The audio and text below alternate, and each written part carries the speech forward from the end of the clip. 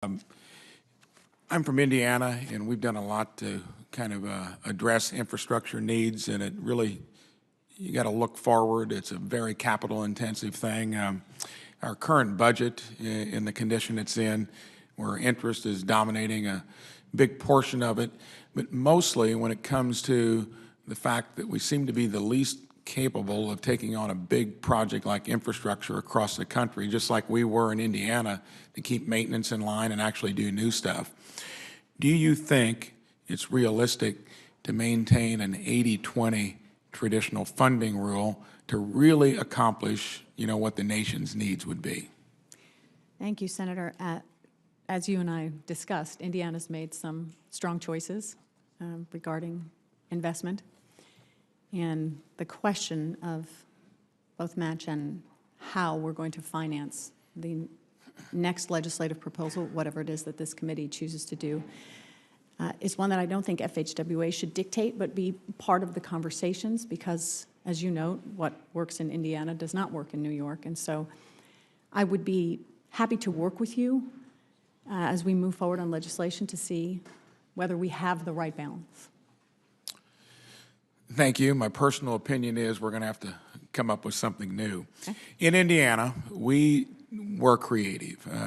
We did what was called a community crossings program, and that was to challenge counties and cities to actually put skin in the game. Of course, they universally complained about it in its formulation, indicated that that was a state's responsibility.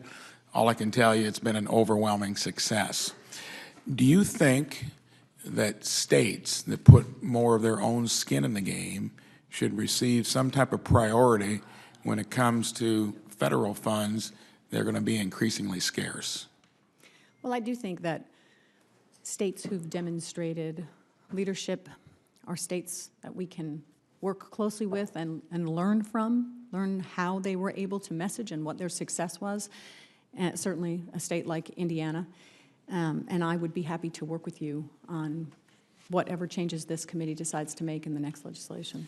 I'd like to ask you to give some thought to how you think a similar dynamic might work, because it's my opinion that if we're going to address infrastructure needs, it's going to take something different, from what we've had leading up to this point. In general, on infrastructure, it's not only a condition of maintenance, but there's so many new things that need to be done. In your opinion,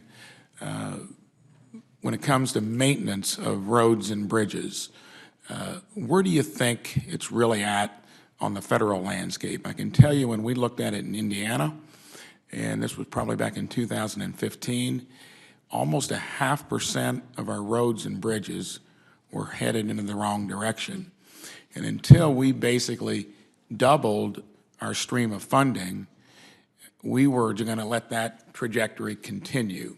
So how are you sizing up the federal picture? Is it similar to what we saw in Indiana, or do you think maintenance is less of an issue and new construction might be the bigger challenge? Well, I do think they're both important, but I think maintenance is particularly critical. And it's a place where Federal Highways can be very supportive and provide good information. They do conditions and performances reports, for example, annually on state of our bridges across the country. So not just on a state by state, but how we're looking nationwide and where and how we need to invest. And I think that if confirmed, Federal Highways has a lot of good information that we can share with senators. Very good. And in summary of everything that we talked about there, please give thought and focus on how we get enterprising, responsible states to maybe have some preference when it comes to engaging in, if they're willing to put more skin in the game, that they should maybe get more of the scarce federal dollars. Thank you.